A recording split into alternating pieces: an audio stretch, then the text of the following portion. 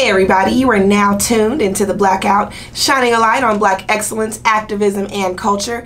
Blacked out by the majority on AfroVibes Radio, the #1 online internet radio station, with your girl, Taquila. Today we have a special guest, musician, instrumentalist, and rapper, Taft G. How are you doing this afternoon? Pretty good. Appreciate you for having me.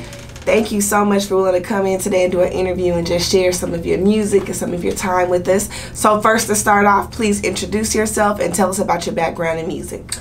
Well, as you just said, I guess my stage name is Taft G. 30 years old. I guess I started around 3rd grade as far as music, when my music teacher, he gave me a trumpet, and I was like extremely good at it. So I was like, simply, I liked it. This is what I want to do. So since 3rd grade all the way through middle school, high school, college, you know, I've been involved with music, band, marching band, wind ensemble, you know, jazz band, everything you can think of. So that's how I got started with music in general. And, you know, I just took it from there and been doing it ever since. So what actually made you, well, you say he gave you the trumpet. Was that like your instrument of choice, or did you have some other options? Nah, he just recommended it. Cause you know, when you're that young, they just trying to find something for you to do, you know. Try the drums out, try this, try that. And he told me to try out the trumpet, and you know, I was just good at it. And I was like, I like this. You know, so, and at that time the trumpet was the same size as me, you know. And I just took it from there. So what actually, well, how did you become interested in joining a marching band? Like, when did it start, in high school and lead up to college? I think it started, you know, I went to Sterling, but before I got to Sterling, my sister, she was a majorette. She's a few years older than me, and I had a cousin, he played tuba, and he would always be the only one on the field in the band with shades on. And, you know, we used to go to the games and the parades to see my sister and my cousin in the band at Sterling High School. And I think at that point, like, I just used to love it. Like, I used to love everything about it, especially the tubas and the bass drums at that time, because as a kid, you like the biggest thing, the most visible thing on the field. So when I used to go to the games and parades and stuff like that and see my sister and my cousin, I think that's when I knew one day I want to do that. You know, I want to be out there, you know, in the game, on the field, in the parades, you know, things like that. So I think that sparked my interest. What was it that attracted you as far as like the type of genre of music they were playing in marching band? The whole culture, the dancing, you know, just the style of show style band as opposed to, you know, core style, or, you know how it goes. Yeah. So your talents, they don't just stop at being an instrumentalist, but you also do musical arrangements for other bands. Tell us more about formatting and arrangement and the types of genres that you focus on the most. Well, the first time I had the opportunity, a good friend of mine who was band director at Booker T. Washington a few years ago, he first gave me the opportunity to write arrangements and actually have them played. And he, not only did he do that, but he gave me my first opportunity to actually teach, get up in front of a group of students and teach. Because his philosophy is, if you write it, you're going to teach it, because only you know how you really want it to sound. So that's when I started going to Booker T. Washington High School. Great group of kids, and I had my first teaching experience, my first experience of having my arrangements played. And I kind of go off of, I'm kind of inspired by Prof. George Edwards, you know, rest in peace. And the way he used to write music, that kind of inspired me. As far as the genre, I like 90s R&B. Love 90s R&B, even just to listen to it. So a lot of times I might listen to Magic 102 or something like that, and I hear a song and I'll be like, I can write that. Like, somebody needs to play that. Somebody band need to play that. So they want to go in the truck. Yeah, exactly. Want to go in the truck. What was the first song that you chose to do an arrangement of? Oh. Or I guess for the students, what was the song that you picked? I can't remember. It was one of those songs that was popular. Mm. You know what? It was he needed a drill tune, and I chose Michael Jackson "Rock with You." Okay. Yeah.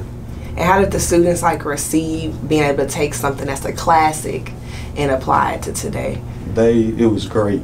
I got up there all nervous, and you know, I didn't know how I was gonna do. I didn't know if these kids was bad. I didn't know if I, I didn't know what was gonna happen. But my first time being up there, the kids were great, disciplined. They learned really quick, and that was a great experience. So, did any of the students, kind of talk to you and tell you how much they appreciated your time and being able to listen to what they wanted to be able to play and just showing them how to be better? Yeah, exactly. I had a couple kids that I would talk to individually, and they knew I went to Prairie View and marched in the band, so they would ask me questions about that, and I talked to a lot of them individually, and it was just a great group of kids. And absolutely. The experience itself, it was humbling, That's good, because I always say in the school system, it's already tough as it is when you're young and you're black, but we don't have as many black male teachers, so they need that. They need somebody that they can't just learn from, but they can look up to and have something to channel. Yeah. What did you feel like you were able to give some of your young black male musician students? I guess just the opportunity to know that you can also do it, because the guy that was band director, I don't know if he wanted me to say his name or not, but he was fairly young as well, and he went to Texas Southern University. So you got two young males, one from Texas Southern, one from Prairie View. I had a frat brother that was percussion instructor. He was a young black male from Arkansas, Pine Bluff. So that's 3 different HBCUs, that's good. 3 young males teaching and inspiring a group of kids. So that in itself is, something to look up to. Yeah. So. Yeah, because not even realizing they're getting a taste of college culture by just having 3 separate, people from 3 separate HBCU institutions. So alongside of being a part of the Marching Storm Band alumni at Prairie View, you had the opportunity to assist other schools and some of the students in the programs in the Houston areas. How has that experience been, and what is your ultimate goal?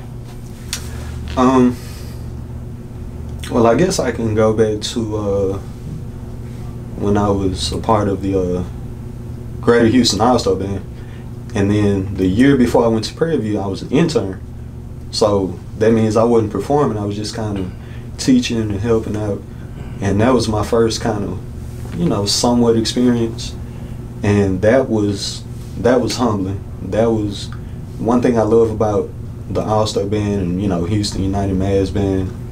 You get to meet all these different people from different schools, different colleges, sometimes different cities and states. People from Southern, Jackson State. And there's no static, there's no tension. Everybody come together for the same purpose, and that's to play music and have fun.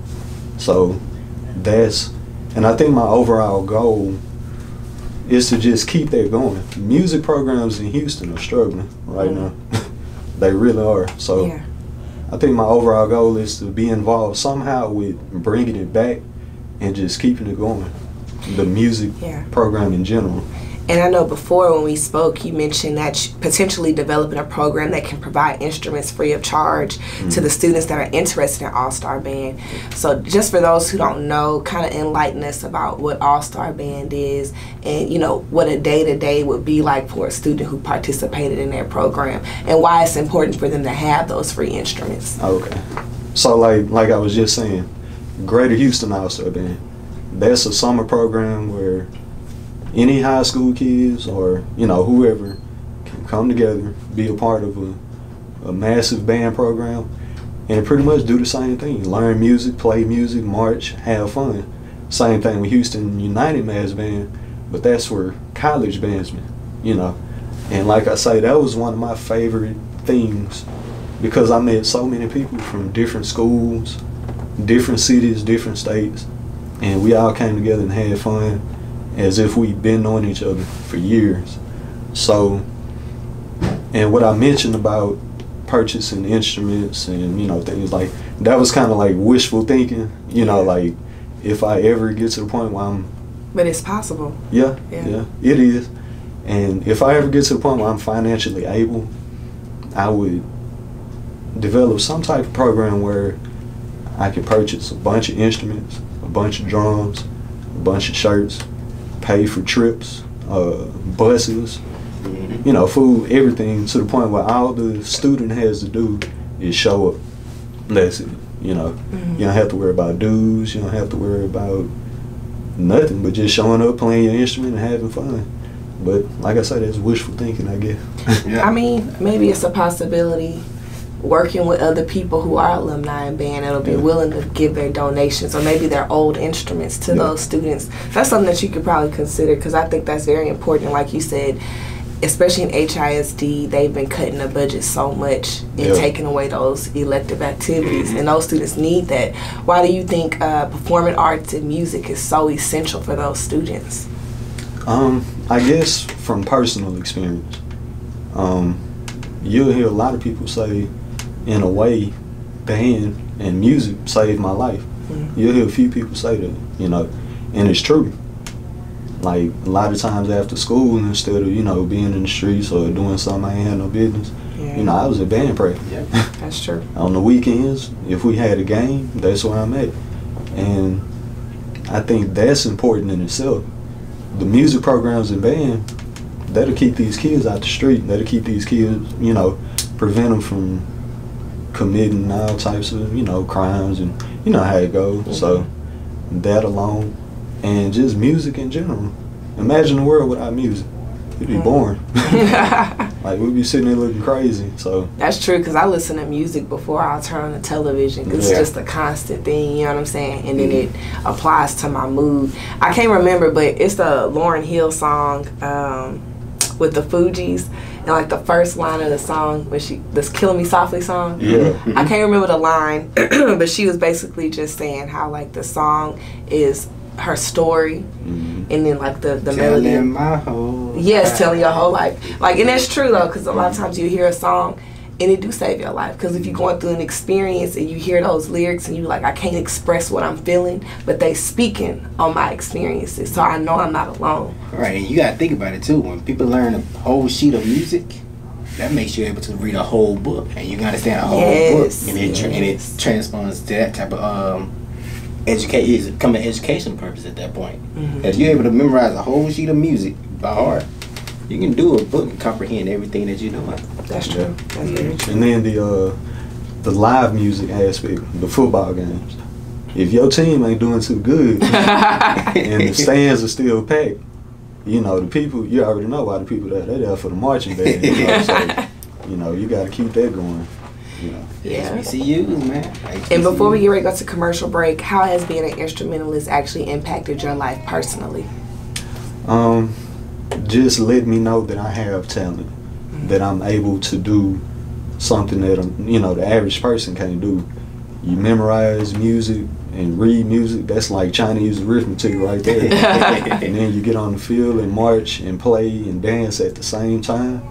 That's a sport, you know, that's tiring. And the average, I ain't gonna say the average person, but a lot of people can't do that. So it just lets me know I have, like, you know, I'm able to do a lot of things. Multitask. And people don't know, because all three of us were in band at Prairie View. I was in color guard. I played the flag. Like they like to say, swoosh, swoosh. But no, I mean, it's so much more to go into it. Like you said, it teaches you discipline. We have to participate in calisthenics. You know what I'm saying? So we're learning to be active, and sometimes we used to be out there 2-3 o'clock in the morning after the football team and already finished practice. We marching around the school. So it teaches you so many different elements on how to just be a better person and just being a more active person. So I encourage people, if you don't have your kids in some type of activity, music is always a great choice, because you have auxiliary and you have people that are musician. So that's really good. But we have to take a quick commercial break. When we return, we will continue our show. But until then, please be sure to catch the premiere of Taft G's new single, Slow It Down. Until then, you are listening to The Blackout, shining a light on Black excellence, activism, and culture on AfroVibes Radio with your girl, Tequila.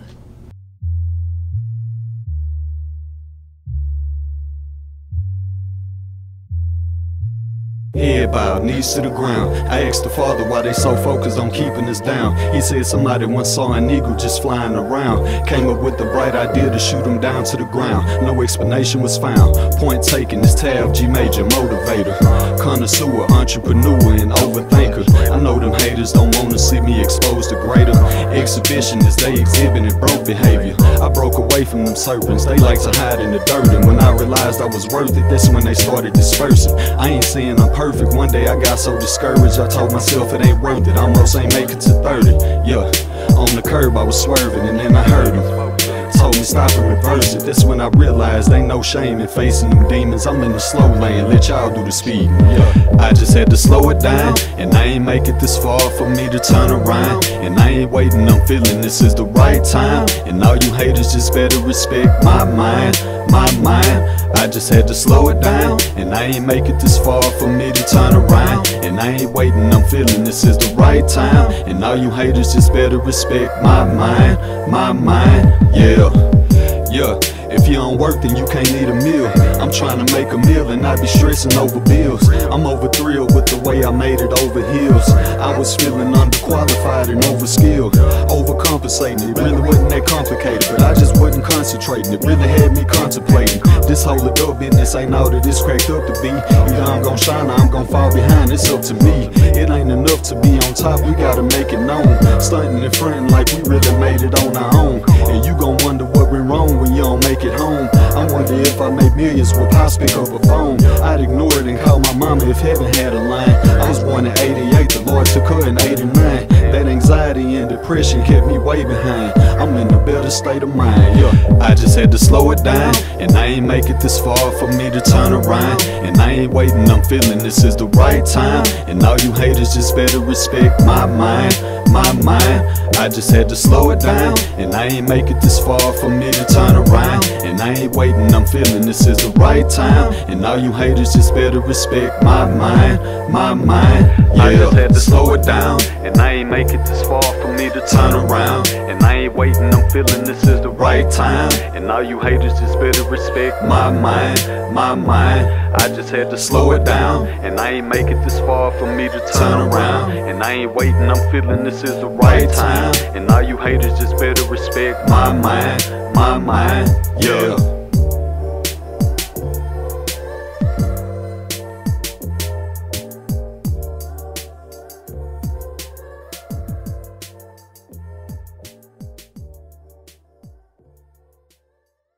Hey guys, you're tuned back into The Blackout, shining a light on Black excellence, activism, and culture on AfroVibes Radio, the #1 online internet radio station with your girl Tequila. And we are currently still in the studio with Taft G. Yeah. If you just was at the commercial break, you probably heard his new single called Slow It Down. Please be sure to check us out online and tell us what you think of the song, and hit him up as well on his social media account, which he will provide at the end of this show. Now, to continue our conversation, over the last few years you have become more open and transitioned into another form of music known as rapping. Tell us what encouraged you, or what experiences led you to tell your story of music vocally, or on music vocally. Well, for one, the rap artists, and not just rap, but the musical artists in general that I used to listen to coming up. And I always tell this story. When 8 Mile first came out, when that movie came out, everybody wanted to freestyle. Everybody wanted to be like Eminem. And we actually had a little freestyle session just like at the shelter. We had a Future. We had, we had a Papa Doc, we had everybody. So I ended up, doing pretty good, and I was like, man, I might mess around and have some talent with this. What year was this when you kind of started playing with it a little bit? When did 8 Mile come out? early 2000s. Oh, you talking about? Yeah, way back. We in middle school. When boys are still wearing tall tees. Yeah. Oh yeah, white tees.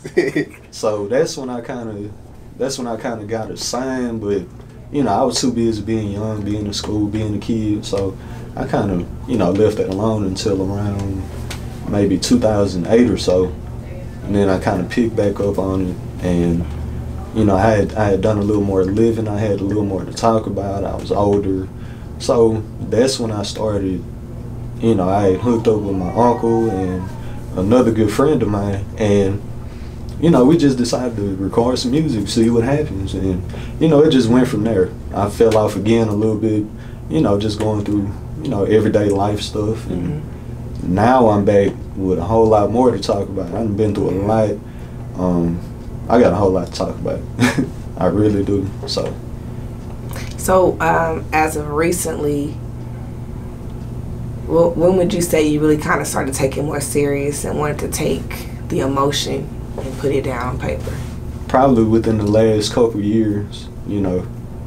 And the reason I say that, over the past 5 or 6 years or so, you know, I went through one of the toughest times of my life. You know, a big regret that I have. You know, we talk about Prairie View, but you know, I didn't graduate from Prairie View. That was a big regret, and I think when that happened, I kind of got real down on myself, and you know, I was just going through it. I was going through all kind of stuff. You know, I had people there for me. I had people that left me. You know, but that's another story. But all that over the past few years is enough for me to put out, you know, 20 albums. Like, so much to talk about, so much I've been through, so many places I plan on going now that I'm in a better state of mind. I'm more mature, you know. Yeah. So just so we can kind of learn a little bit about some of the things that transpired, you have 3 songs right now that are available on major streaming sites. I'm sorry. One song is available on major streaming sites, and that's Slow It Down. Slow It Down, okay. And the other 2, you can get that off my YouTube, Audio Mac, what else? I think it's on, you know, Facebook, Instagram, but Slow It Down is the one that's available in, you know, major streaming sites. So tell us a little bit about, you know, the story behind Slow It Down. Basically just moving too fast, trying to do things too fast. A story I always use is my aunt. She went through a lot, and she managed to come back. She wasn't able to go to college and stuff like that right out of high school. She had a whole lot of other things going on, but she was able to come back, graduate from Prairie View at like 40, go back and get her master's at like 50. You know, that lets me know it's not too late. Slow it down. Stop trying to move too fast. Stop trying to compare your life to others. Just because somebody else came right out the gate and did everything they were supposed to do, it's taking you a little bit longer. So what? Everybody don't move at the same pace. That's true. You know, so that's where the title kind of came from. Stop trying to move so fast. Slow down. Take your time. It's gonna happen whether you in your 20s, 30s, 40s. It's gonna happen. Just have faith. Slow down a little bit. And what about your other song, On My Mind? On My Mind, if you listen to that, that's about kind of like when you walk or ride through the streets and you see kids out doing the same thing you used to do, playing basketball. You know, they don't have football games like we used to have. You know, that's probably touch now. Yeah, we had 3 the hallway, sideline smash. You know, but when you see these kids and the song is basically about reminiscing on when you were a kid and how so much has changed, but these kids coming up, they the same. They kids. You know, ain't nobody born a criminal or this, that, and the other. You know, it's all about how you raise them, and it's kind of just like reflecting on back when you was a kid, your old neighborhood, your old school, your old teachers. You know, you start talking about, you know, Cool Cups and, you know, the Cool Cup lady in the neighborhood. All that is in this song. So So it's basically like a great reflection, probably for the urban kids who can relate to what it was like to be a kid in your neighborhood. Yeah, and then, but on the hook it says, but now we got a war in the streets, fighting with police, never finding peace, will we ever be free? So it's kind of like, you know, where do we go from here? So that's amazing. And lastly, you have Don't Stop Now. Yeah, now that song kind of speaks for itself. Keep going, keep pushing. I know that sounds cliche. Everybody tell you, you know, just have faith, keep going, pray, keep pushing. And a lot of times you get tired of hearing that. I got tired of hearing it at first, but it's the truth. You know, it may sound cliche, you might get tired of hearing it, but if you actually do it and take that advice, keep going, find a way to, you know, whatever you do to motivate yourself and keep yourself going, do that. I mean, because if you stop, that ain't gonna make it no better. Yeah. If you quit, that ain't gonna make it no better. You might not be where you want to be, but you still trying. Now, if you ain't doing nothing, you ain't gonna get nowhere. How does that help? So, I like the fact that each one of your songs is something that can speak to the masses. You know what I mean? Yeah. It's not just something like how we was talking the other day about a lot of mumble rap, or it's just about the beat. Like the music has substance, and especially today, these kids, you gotta be careful what you say because they believe what they say in these lyrics. You know what I'm saying? They have to have something that's relatable, something that's real, something that's gonna teach them how to maneuver through life, something that's gonna encourage them. And sometimes you're not gonna get that, especially in this generation. What actually do you think separates you from most rappers today? I guess the content of my music and what I talk about. Now, don't get me wrong, if you play any of these songs in the club, ain't nobody gonna be ready to dance. You know, you have songs that's made for different venues. You know, you got your turn-up songs, that's for the club. If you go out, you ain't gonna wanna hear, you know, my type of music, most likely if you plan on turning up. So, you got different, you got different type of songs for different places that you are in life, physically and mentally. And I think what sets me apart is I'm one of the few that's coming back with something to talk about, like really something to talk about. Cause I'm not rich, you know. I ain't got, you know, I can't rap about money. I can't rap about all the cars I got, cause I don't have it. So I gotta rap about what I know, what I've been through, and that's what you're gonna hear in my music. If you hear me say something in my music that ain't true, let me know. Inbox me, call me. You know, how you said something about you got millions. You ain't got no million. You ain't gonna hear me say that. You know. That's real. And what is something that you really want your audience to receive from your music, your art altogether? Motivation. Just the motivation to know that, like, I'm out here doing it on a limited budget. Like, after I leave this interview, I gotta go to work today. You know, and I ain't ashamed to say it. So I want them to feel motivated. If you got to work, you know, your regular job and put money behind whatever it is you do that. And don't let social media and other people's lives dictate how you live your life. We all move different. So. And also, what made you want to keep like that Southern Houston sound? Because I told him, I said I felt like it had like that Zero Trader True feel to it. Yeah, type feeling to it. Yeah.